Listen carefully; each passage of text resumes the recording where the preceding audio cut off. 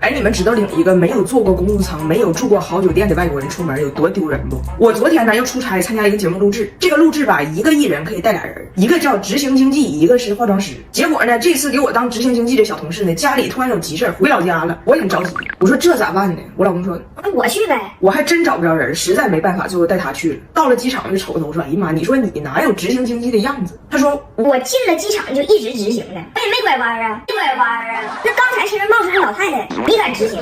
到了机场，客户给订的是商务舱，那他从小到大从来没坐过商务舱。上去之后，那个嘴脸呢，啤酒、饮料、矿泉水，所有东西喝2罐。人家问他吃啥，他把菜单仔仔细细看了一遍，问人空姐：“这晚餐太贵了吧？牛排、鳕鱼都600-700，一个破鸡胸肉还435。”空姐说：“街上晚餐都是免费的，您看的数字呢是卡路里，是卡路里。”然后我俩本来吧不挨着，空姐看我旁边的座位没有人，就把他从前面给调过来了。他坐下之后呢，就喜欢人公务舱发这个拖鞋要带走，然后他坐在11F，他趁人不注意跑回他原来座9H，脚上穿的是11F的拖鞋，把9H拿回来的和我的拖鞋都塞书包里了。下飞机的时候，空姐就要过来跟他说话，他拒绝，一切目光对视，装没看着，蹭蹭往出走，都上100度车了，我都跟不上。我说你跑啥呀？他说我不穿着那拖鞋呢吗？可能是空姐发现了不让穿走，我装没看着，赶紧跑。我说那你自己鞋呢？他说完了。落飞机上了，落飞机上了。回到宾馆，我才发现他把飞机给的手绢都拿回来了，还把我的精华拿回来了，以为飞机给的呢。我说那是我的夸迪学生4号，一次1支，贼好吸收。它这个水油同补抗老级修护屏障，看着贵妇，但涂起来清爽，效果也不错，适用于多种肌肤，不仅养肤还增弹滋润。第2天上妆，避免出油卡粉。自抛的材质充分维持这个水油小分子结构。每次出差我都带上一把。到了酒店，人客户给每一个人开了一个房间，但是大家知道我跟我的执行经济呢，就住一个屋就行。我说就开一个房间，另一个就别开了。他说必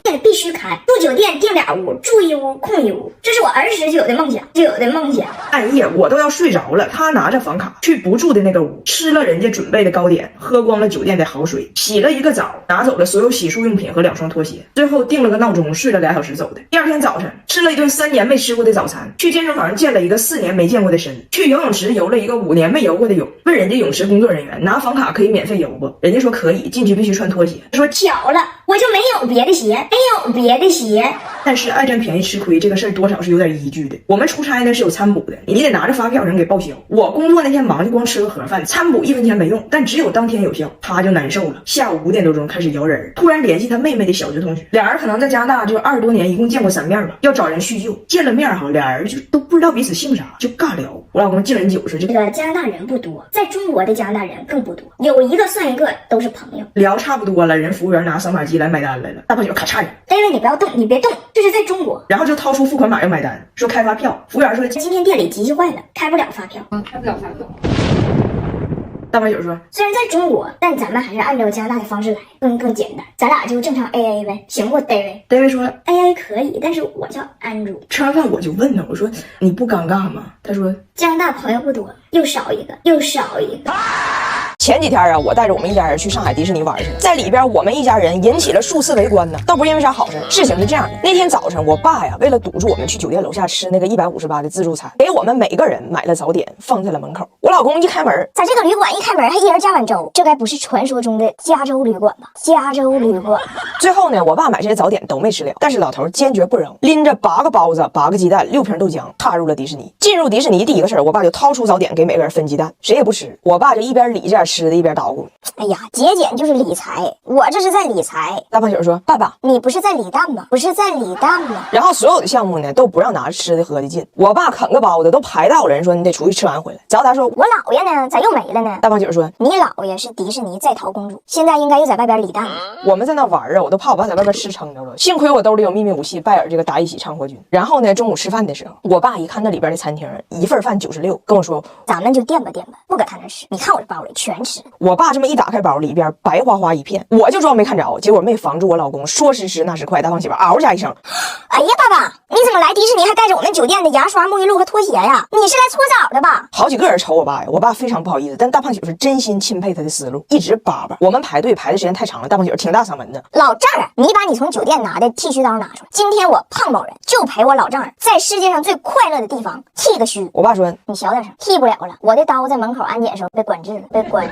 我们排队要漂流，大胖媳妇：“爸爸，你不用担心，你用酒店拿的浴帽，只有你不会湿。我们要去玩飞跃地平线飞的项目，大胖媳妇儿。爸爸，你不用担心，你有酒店拿的木薯，只有你不会乱。然后我们去坐过山车，眼看排着我们要上了，大胖媳妇嘴一张，又要说什么，我爸赶快给拦住了。你别说话，我不担心。我爸为了躲他上前边去，俩人隔了好几排坐。结果小火车要开了，大胖媳妇张彩玲的爸爸，足字旁的彩。爸，你从酒店里拿那一兜子东西里有没有指甲刀？我买的帽子有商标。我爸说，我不告诉你了，我的刀类都被管制了吗？都被管制了吗？我爸从此就没再搭理过他。然后这一下午呢，我爸一直在吃早上剩的东西。张彩玲他爹，足字旁的彩，吃了7个包子4个茶蛋，我都怕他发烧。幸好我提前准备了拜耳达一喜畅活菌，它的3种专利菌剂都源于中国，专为国人设计，每盒有4000亿耐酸活菌，活性还贼高，成分纯净，3大专利菌，4大益生元。还行，老头恢复挺快，第2天在火上干盒饭的时候又生龙活虎了，看来可以再囤点。然后那天在迪士尼啊逛到最后，我爸手里还3杯豆浆呢嘛，已经出豆汁的味儿了，就是不扔。大胖媳妇跟他差点打起来，他是这么说的：你们别管我，外边1杯豆浆3块5，里边得35，我喝这1杯豆浆我省了31块5，3杯100块钱。大胖媳妇说：爸，你搁这炒豆币呢？炒豆币呢？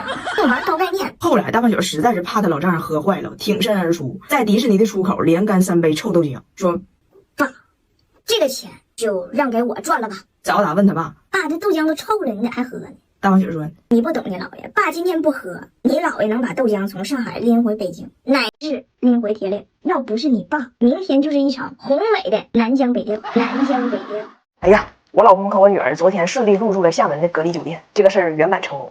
我昨天还说呢，我说我这个段子的源泉呢，终于漂洋过海回来了。只要他隔离一出来，我的素材就出来了。结果人还没从隔离出来呢，素材都往出崩。就跟他一趟航班回来的呢，还有个外国人跟他重名。外国人吧，本来重名就多，再加上我老公这名起的也是波澜不惊的，相当于外国名中的王涛吧。但是跟他重名这个王涛呢，人是个狠人，人在大使馆工作，属于仕途王涛。好巧不巧，到了酒店办理入住的时候，人家工作人员就把他俩弄混了，把我老公当成了那个大使馆王涛，上来就非常客气的说：您好先生，大使馆那边已经来过电话了，欢迎您来到中国厦门。你说但凡思维正常一点的人都能发现这个事儿有一定的异常，但是我老公因为极度亢奋，他产生了一定的幻觉。他的第一反应是：我回国这个事儿意义这么重大吗？就是大使馆都知道了。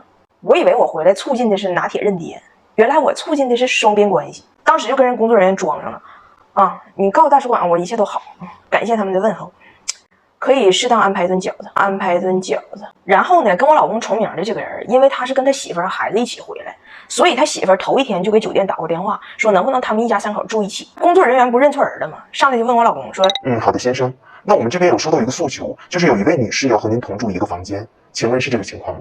我老公一听懵了，张女士啊？工作人员说不是，是刘女士啊。我老公说谁的诉求啊？大使馆的。对方说是您的爱人呢，昨天给我们打的电话。我老公说我的爱人那么爱我吗？那么爱我吗？他刚在酒店办理完入住进屋，我以为得多疲惫呢，但他极度兴奋，他太想念中国饺子了，就第一件事一定要点外卖点饺子。我说那中国字你能看明白，我给你点吧。他说不用，我最近在用这个汉语教学软件，就我现在能识别很多汉字，我自己都搞定。等到晚上点的饺子终于到了，他最想念的就饺子，给他急坏了，扒一盒子刚加造诣，发现有点拔牙。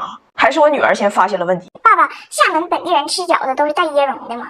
怎么掉白渣呢？掉白渣呢？我大胖媳妇给他和孩子点了2份生饺子，然后老公给我打电话老委屈了，为什么不告知消费者他送的是生饺子？为什么不标注？我说这种情况人家肯定标注了。他说没有。我说你看一下你的外卖，人家肯定标注，肯定写了。他当时把外卖截图给我看，你看他写的牛肉大葱，牛的是牛的呀。对，我也没想吃猪的呀。我说人写的是牛肉大葱，生的是生的呀。